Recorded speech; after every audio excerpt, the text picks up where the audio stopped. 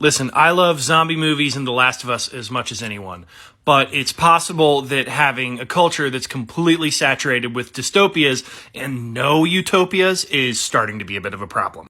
The British writer John Higgs talks a lot about this, and he says that the last utopia that he can find in mainstream Western English-speaking culture is Bill and Ted's Excellent Adventure, which was 1989, and the future that they envisioned in it was basically like our own, but with better water slides.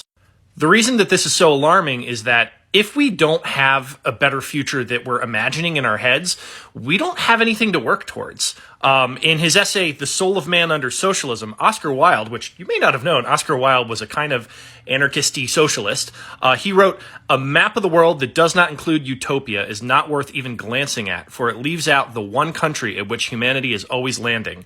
And when humanity lands there, it looks out and, seeing a better country, sets sail. Progress is the realization of utopias."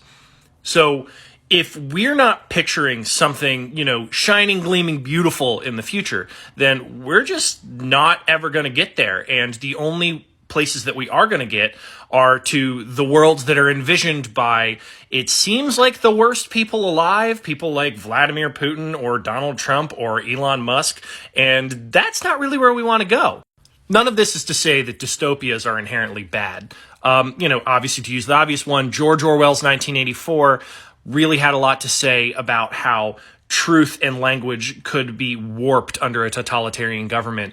And Aldous Huxley's Brave New World had a ton to say about how we could be distracted from actually being in charge of our own lives by things like entertainment and sex and spectacle. But we can't just have warning signs everywhere. We also need to have a road that we're traveling down towards the future.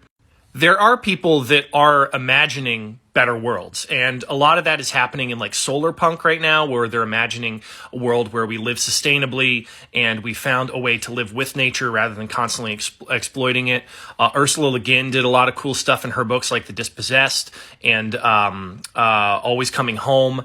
And then, of course, the animator Hayao Miyazaki has done amazing, cool, like solar punk stuff and very like ecological based ideas with his movies like Nausicaa, The Valley of the Wind, Princess Mononoke, and Castle in the Sky. So this stuff does exist out there.